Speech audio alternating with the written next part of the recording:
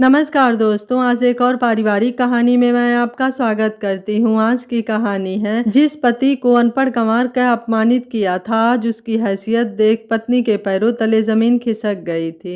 मुझे उम्मीद नहीं थी कि 7 साल बाद मेरे सामने ऐसा भी दृश्य उपस्थित हो जाएगा। मैं बार बार उसे देखे जा रहा था। वह मुझे देखती, फिर सर नीचे झुका लेती। कटघरे पर खड़ा उसका पति उसे घूर घूर कर देखता। उसकी कातिल निगाहें सहजता से समझी जा सकती थी। फिर भी वह बेचारा बना जब मेरी ओर देखता तो उसकी आंखों में भय उतर आता। उसकी पत्नी की मेडिकल रिपोर्ट देखता तो मेरे अंदर एक अजीब सी घृणा उत्पन्न होती। मैं खुद से व्यक्त नहीं कर पा रहा था कि इस कहानी को क्या नाम दूं। एक पल के लिए सुकून भी मिलता। मन करता कि इसके साथ ऐसा ही होना चाहिए था। उसने 2 बार सबके सामने अपनी पीठ दिखा चुकी थी। पीठ पर चाकू के कई निशान थे, जैसे उसके पति ने धारदार पत्ती से चीरा लगा दिया हो। वह जमानत के विरोध में आई थी, बहुत कुछ कहना चाहती थी। सरकारी वकील तो बहुत कुछ कह चुका था, बचाव पक्ष का तर्क भी सुन चुका था। पता नहीं वह मुझे पहचान पाई थी कि नहीं, लेकिन जब आंखों के कोरों से तिरछी नज़र से देखती तो स्वयं में सहम जाती। मुझे लगता कि वह मुझे पहचान गई है, लेकिन यह मेरा भ्रम भी हो सकता है। 7 साल बाद आदमी किसी का चेहरा इतनी जल्दी से भुला नहीं पाता। उसकी मनोदशा और शारीरिक अस्त व्यस्तता देखकर मैं अंदर से बार बार हिल सा जाता। किसी निर्णय पर पहुंचने के पहले ही मैं उठा और सरकारी वकील से बोलकर लंच के बाद 3:30 बजे ऑर्डर करूंगा, तब तक मुजरिम को कटघरे में ही खड़े रखिए। अपने कक्ष में चला गया था। मन न चाहते हुए भी पुरानी यादों में गोते लगाने लगा था। चैत्र का महीना था। पिताजी चाहते थे कि दूरागमन हो जाए। मैं माँ से बार बार कहता कि आप पिताजी से कहिए कि 5 साल से वकालत कर रहा हूँ, 1 पैसे की आमदनी नहीं हो रही है। मैं जज की परीक्षा की तैयारी कर रहा हूँ, 2 महीने बाद परीक्षा है। किंतु पिताजी कहाँ मानने वाले थे। साफ शब्दों में उनकी बात सुनाई दे रही थी। रज्जू की अम्मा, उससे कह दो वकालत करता रहे। मैं किसी बाप की जवान बेटी को बहुत दिनों तक रोके नहीं रख सकता। मैं भले चपरासी हूँ, एक बेटे के खाने के लिए अभी कमाता हूँ। 3 बेटी का ब्याह करके भेज चुका हूँ। बहू का बाप रोज रोज आकर खड़ा हो जाता है। एक मामूली सिपाही है। 7 साल हो गए शादी के। अब गौना कराना हमारा परम धर्म है। पिता की मजबूरी मैं समझता हूँ। पिता की नौकरी भले चपरासी की रही हो, परंतु अपने समाज में उन्हें बहुत अच्छी निगाहों से देखा जाता था। बहनों की शादी में 1 पैसा दहेज नहीं लगा था। रिश्तेदारों ने बेटी देखकर विवाह किए थे। सभी बहनें उच्च शिक्षा प्राप्त थीं। तीनों बहनों को अपनी भाभी के आने का इंतजार था। बहुत धूमधाम से दूरागमन हुआ था। शादी के पहले और बाद में भी मैंने कभी नीता को देखा नहीं था।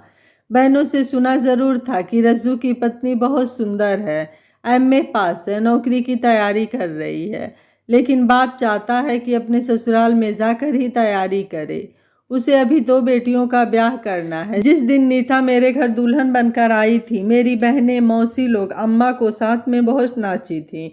बहनों ने मुझसे नेग मांगते हुए कहा था, नेग उधारी है, जब कमाने लगना तो हम तीनों को सोने की चैन चाहिए, इससे कम नहीं। नीता पहली बार मात्र 10 दिन रही। 10 दिन में मात्र 2 दिन मेरे कमरे में आई थी। मैं उसे देखकर अंदर से खुशी से झूम उठा था। ईश्वर ने फुर्सत से उसे बनाया था। बड़ी दीदी ने मुझे सोने की अंगूठी देकर बोली थी, नीता को तू अपने तरफ से नेक स्वरूप पहना देना, शुभ होता है। सबको पता था कि मेरा पूरा ध्यान वकालत की अपेक्षा अभी नौकरी में है, इसलिए कमाई का जुगाड़ अभी नहीं हो पा रहा है। मैंने नीता की उंगली में अंगूठी पहनाते हुए बोला था, एक छोटा सा उपहार स्वीकार करो नीता। बाबूजी कहते हैं कि तुम लक्ष्मी बनकर आई हो। ईश्वर चाहेगा तो एक दिन मैं तुम्हें सोने की चैन ला दूंगा। वह मुस्कुराई थी। जवाब में कुछ नहीं कहा था। मेरे किसी भी इशारे पर उसकी कोई प्रतिक्रिया नहीं थी। अलसाई सी उसने अपने आप को मेरे हवाले करते हुए इतना ही कहा था, शरीर और आत्मा दोनों अलग चीज है। शरीर आपके हवाले है, आत्मा में मेरा वश नहीं है वकील बाबू। मैं उसके इस दार्शनिक बातों को भूलकर देह के व्यापार में इतना खो गया कि पिंजड़े के अंदर कैद पक्षी की छटपटाहट को समझ ही नहीं पाया था। मैं गहरे तक उतरकर सीप की तलाश करने लगा था। तब मुझे नहीं पता था कि सीप के अंदर कैद मोती तो पहले ही चोरी हो चुका था। पहली बार किसी देह का स्पर्श किया था। अपने अंदर उठ रहे स्पंदन की लहरियों को सुन और गिन पा रहा था, परंतु नीता के पड़े देह के अंदर से खाली गरम गरम सांसें निकल रही थी, ऐसी सांसें जिनकी गर्माहट से पता नहीं क्यों मैं अपने आप को झुलसता हुआ महसूस करने लगा था। लंच का समय हो चुका था, लेकिन मैं टी क्लब नहीं गया था। रेखा पूछने आई थी, मैंने काम का बहाना बनाकर उसे भेज दिया था। वह अपनी सहेली के साथ चली गई थी। काम की अधिकता की वजह से कभी कभार टी क्लब हम लोग अपने चैम्बर में ही मना लेते थे, लेकिन उस दिन समस्या कुछ और थी। मुझे बार बार नीता याद आ रही थी। नीता के बहाने पूरा परिदृश्य ही आंखों के सामने उभर आया था। जब नीता लौट कर गई थी तब एक छोटी सी परंपरा के अनुसार मुझे 3 दिन के लिए ससुराल जाना था। पहली बार ससुराल जाने की इतनी उत्सुकता थी कि उस दिन के आने के इंतजार में मुझे 2 दिन नींद नहीं आई। नीता की तारीफ के पुल बांधे जा रहे थे। मेरी तीनों बड़ी दीदियां और अगल बगल की भौजाइयां तो पूरे दिन एक ही बात करती, बहुत संस्कारी बहू आई है अम्मा। एक एक का पांव छूकर विदाई देकर गई है, किसी ने अभी तक खुला मुंह नहीं देखा। छाती तक घूंघट निकालती है, बड़ी दीदी कहती। कॉलेज में पढ़ाती है, परंतु संस्कार देखकर ऐसा लगा कि नीता बहुत ऊंचे कुल खानदान की बेटी है। ससुर जी शुरू से शहर में पदस्थ थे। उनकी तीनों बेटियां और दोनों बेटों को अलग से पहचाना जाता, पढ़ने में भी सभी अव्वल। मेरे बाबूजी गांव की स्कूल में चपरासी थे। मेरे गांव में शहर मात्र 7 किलोमीटर की दूरी पर था। मेरे लिए गांव और शहर एक जैसा ही था। वकालत करने भी मैं गांव से ही जाता। गांव में ही बाबूजी ने सारी सुविधाएं बना दी थी। खेती बाड़ी की वजह से कचहरी से लौटकर खेतों में जाना पड़ता। जिस दिन ससुराल पहुंचा, रेलवे स्टेशन पर मेरा बड़ा साला नीरस अपनी मोटरसाइकिल लेकर आ गया था। मेरा अभूतपूर्व स्वागत हुआ था, लेकिन मेरी निगाहें तो नीता को ढूंढ रही थी। इतवार का दिन था, फिर भी नीता घर पर नहीं थी। भोजन करने के बाद नीरज के साथ मैं छत पर चला गया था। गुलाबी ठंड शुरू हो गई थी। यही कोई 3 बज रहे होंगे, तभी एक कार ससुर जी के घर के सामने आकर रुकी। कार से नीता उतरी थी। नीता को देखकर मन खुशी से उछल उठा था।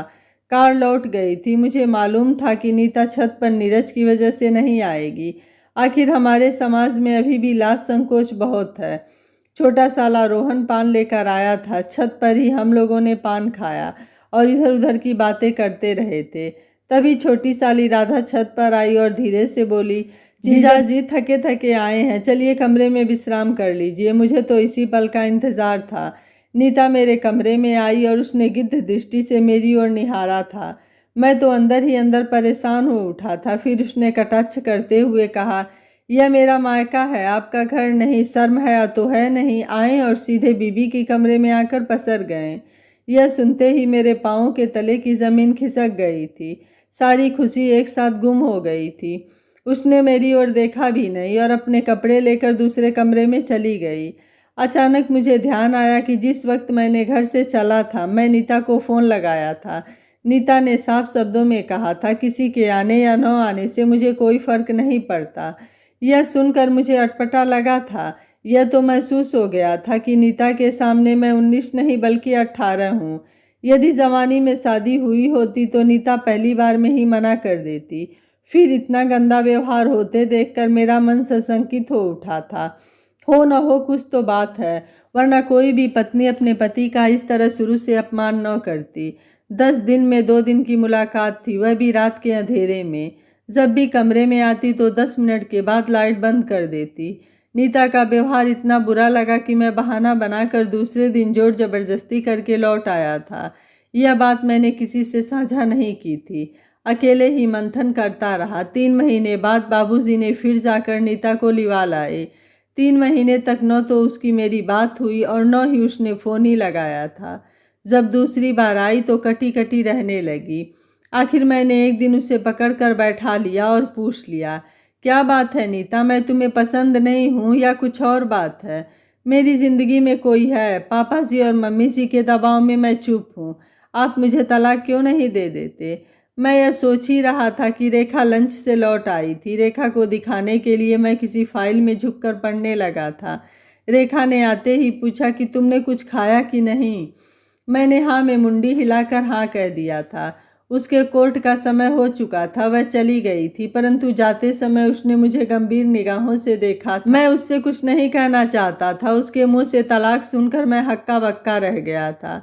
जिस तेजी से उसने तलाक कहा था, उसी गति से मेरे अंदर उसके प्रति प्रेम उमड़ आया था। मैं समझ नहीं पा रहा था कि किस तरह से पेश आऊं।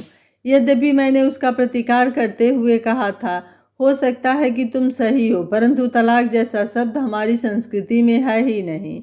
अतीत को भूलने की कोशिश करो। कल मेरी वकालत भी दौड़ने लगेगी और तुम भी कॉलेज में अस्थायी हो सकती हो। संभव नहीं है, यह जरूरी नहीं है। जो शब्द संस्कृति में नहीं है तो वह समाज में हो नहीं सकता।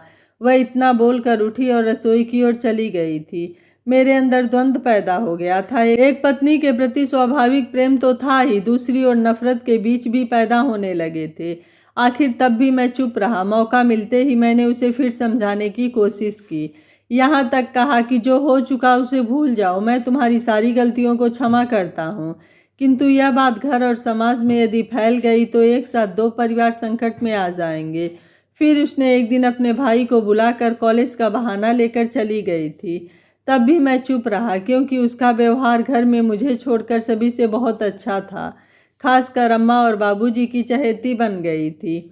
बाबूजी तो उलाहना देते हुए कह उठते, देख लो मेरी बहू को, पढ़ने में अव्वल तो थी ही, कॉलेज की नौकरी की इतनी चिंता थी कि 2 दिन के बाद ही चली गई। सरकार सभी प्रोफेसरों को परमानेंट करने वाली है, इसलिए बीच में सरकारी छुट्टियां पड़ी तो बाबूजी ने मुझे पुनः लिवाने के लिए भेज दिया।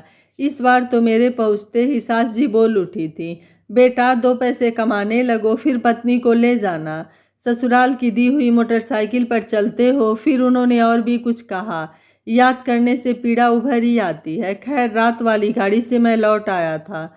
बाबूजी और अम्मा ने बार बार सच जानने की कोशिश की। बड़ी बहन भी आ गई थी। मैं इस पीड़ा को अकेले झेल लेना चाहता था, परंतु अम्मा ने मजबूर कर दिया था। मैंने अम्मा से कहा, अम्मा, नीता को मैं पसंद नहीं हूँ, उसका रिश्ता किसी और के साथ है, वह तलाक चाहती है। इतना सुनना था कि बाबूजी का क्रोध 7वें आसमान पर पहुंच गया था। सुबह फूफा जी मजले जीजा को लेकर बाबूजी नीता के घर जा पहुंचे थे। बाबूजी थे बहुत सीधे, कभी झूठ बोलना सीखा ही नहीं था। छल और प्रपंच से कोसों दूर। नीता को बुलाकर सारी बातें सामने से कह दिया और पूछा, यह मत समझो कि मेरा बेटा बेरोजगार है। मैंने ही उसे कहा है कि तुम जज की तैयारी करो, वकालत तो कभी कर लेना, मगर सुना है कि तुम किसी दूसरे से विवाह करना चाहती हो, तो साफ साफ कह दो, मर्द का बच्चा है, उसके लिए लड़कियों की कमी नहीं है। नीता कुछ नहीं बोल पाई थी। उसके पिताजी मेरे पिता के चरणों में गिरे पड़े थे। नीता की माँ भी गिड़गिड़ा उठी थी।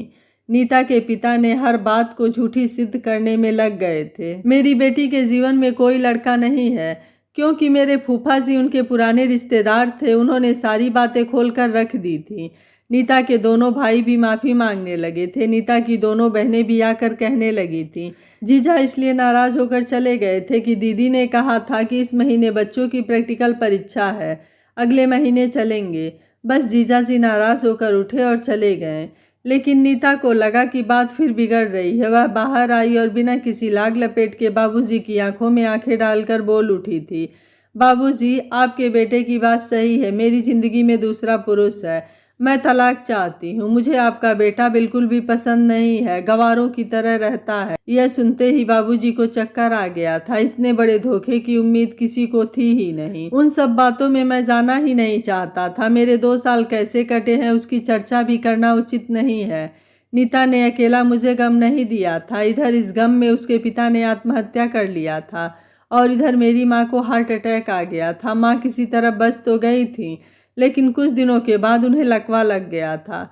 आज भी वाकर के सहारे चलती हैं। खैर, मैं पुनः कुर्सी पर जाना चाह रहा था, तभी सरकारी वकील मेरे कक्ष में आ गए थे। सर, एक प्रार्थना है, यदि आज्ञा हो तो। सरकारी वकील बोलते बोलते रुक गए थे। मेरा रुख उन्हें शायद अच्छा नहीं लगा था। बोलिए वकील साहब, मैं जज के साथ एक इंसान भी हूँ, कहिए क्या कहना चाहते हैं। सर, नीता के पति डॉक्टर उत्पल एक प्रोफेसर हैं। यदि जेल चले गए तो उनकी नौकरी चली जाएगी। मैंने बनावटी विरोध किया था। आप बैठिए। मेरे कहने पर वकील साहब बैठ गए थे। मैंने फिर पूछा कि नीता शर्मा क्या करती हैं। दोनों सहायक प्रोफेसर हैं, 2 बच्चों के माता पिता हैं, लेकिन पारिवारिक कलह की वजह से इनका झगड़ा चौराहे पर आ गया। क्यों? डॉक्टर शर्मा जी थोड़ा रंगीन मिजाज के हैं, दोनों की दूसरी शादी है। झगड़े की जड़ में एक कारण और है, शायद नीता किसी सिपाही की बीवी थी या बेटी। उत्पल साहब कलेक्टर के बेटे हैं, कहीं ना कहीं पारिवारिक। कलेक्टर का बेटा है तो किसी की जिंदगी से इस तरह खेलेगा। मुझे गुस्सा आ गया था। मैंने आगे कहा, आप क्या चाहते हैं वकील साहब? मेरी बात से वकील साहब की त्योरियां चढ़ गई थी। उन्हें उम्मीद थी कि उनकी बात पर मैं मुंडी हिलाकर हाँ कह दूंगा।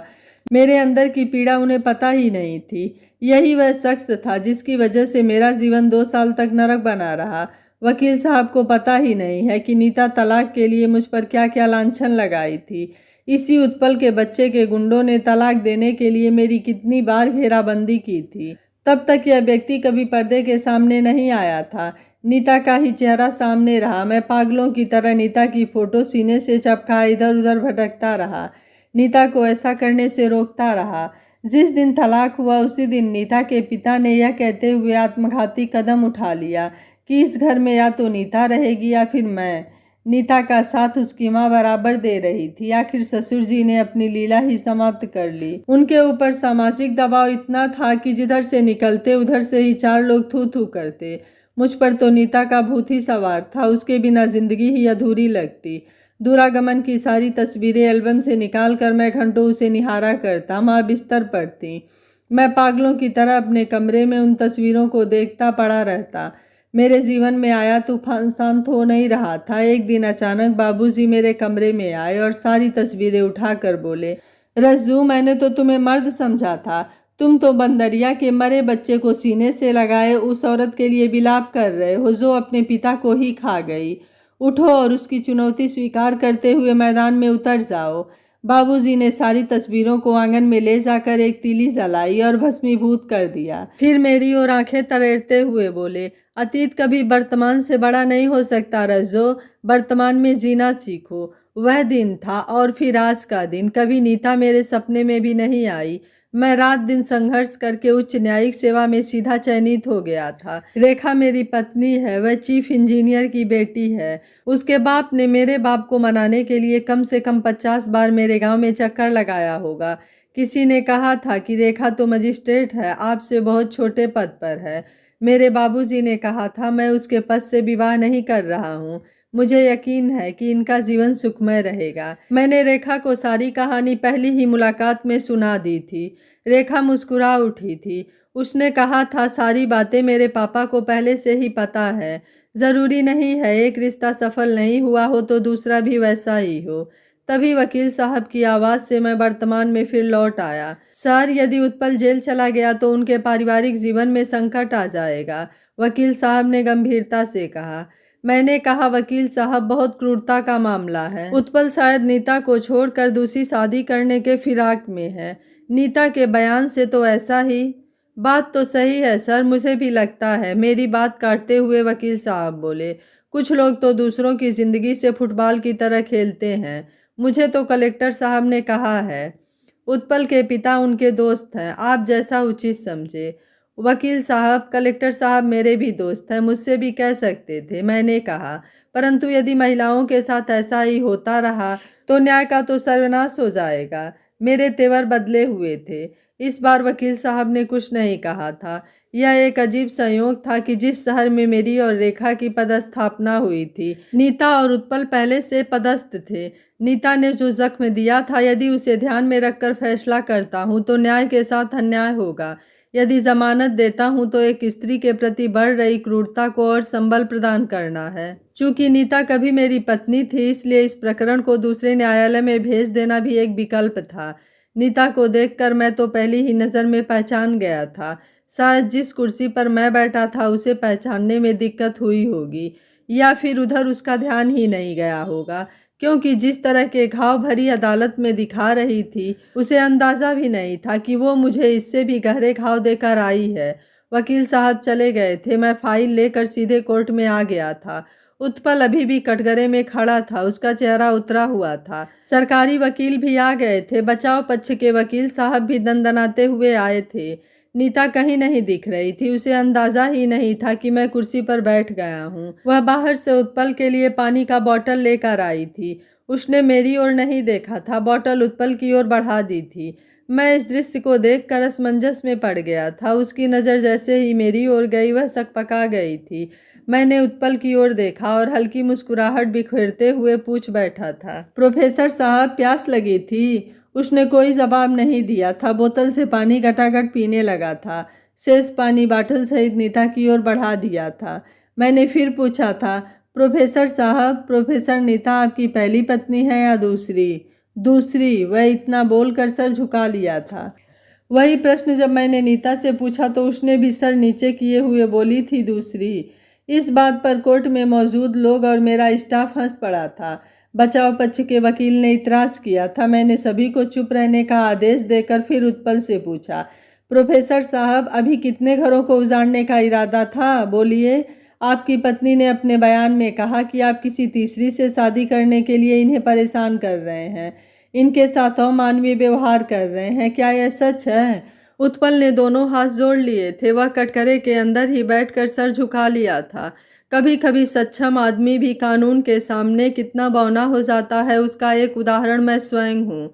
नीता ने तलाक के अंतिम दिन कोर्ट के सामने दोनों हाथ उठाकर कहा था, जज साहब, जो व्यक्ति मुझे अपनी पत्नी बनाए रखने के लिए इतनी मशक्कत कर रहा है, आप उससे पूछिए कि वह पति बने रहने योग्य है। मुझ पर इतना गंभीर आरोप लगाया था कि मैं चाहकर भी कुछ नहीं बोल पाया था।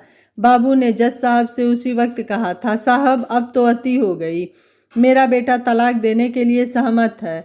उत्पल उठ खड़ा हुआ था। उसका बयान गलत नहीं है, मैं उसका अपराधी हूँ, लेकिन जिंदगी में पहली बार कटघरे के अंदर आया हूँ। मैं अपने किए हुए अपराध के प्रायश्चित के लिए जेल जाने के लिए सहमत हूँ।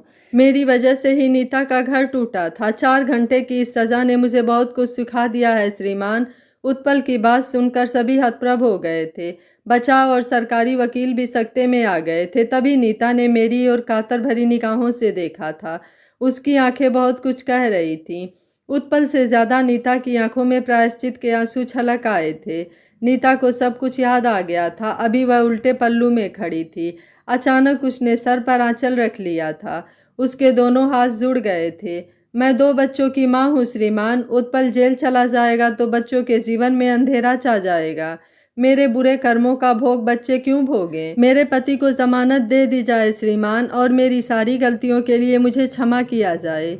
यदि इन्होंने फिर यही व्यवहार आपके साथ किया तो? मैंने पूछा। श्रीमान, उत्पल बोल उठा था। फिर आगे बोला, मेरा सर कहीं नहीं झुका श्रीमान। पहली बार इसी अदालत के एक चपरासी ने कहा, होगा तू प्रोफेसर, यह अदालत है, सीधा खड़ा रह, वरना अभी मुर्गा बनवाने में देरी नहीं लगेगी। फिर यह गलती दूसरी बार कभी नहीं होगी। शाम को 5 बज चुके थे। इस बीच नीता मुझसे 3 बार क्षमा मांग चुकी थी। उसकी बात हम दोनों के अतिरिक्त कोई नहीं समझ पा रहा था। रेखा आकर चैम्बर में बैठ गई थी। मैंने सशर्त जमानत दे दी थी। फिर सीधे अपने चैम्बर में आ गया था। रेखा को सारी बातें बताना ही चाह रहा था कि रेखा ही बोल उठी थी, आप भी पुरुषवादी हैं, उस प्रोफेसर को जमानत क्यों दे दी? देखना, वह एक दिन पुनः उसके ऊपर जुल्म ढाएगा।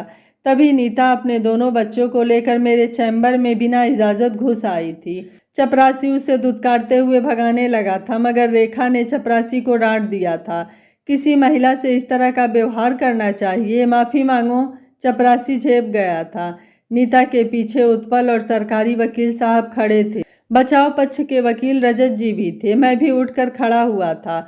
आपने एक घर टूटने से बचा लिया श्रीमान, हम लोग धन्यवाद देने आए हैं, सरकारी वकील ने कहा तो सभी ने हाथ जोड़कर सर झुकाया था। नीता की आंखें गीली थी। लौटते हुए पूछी थी, ये मैडम जी आपकी? मैंने भी सर उठाकर कहा था, हाँ नीता जी, यह मेरी पत्नी रेखा शर्मा है।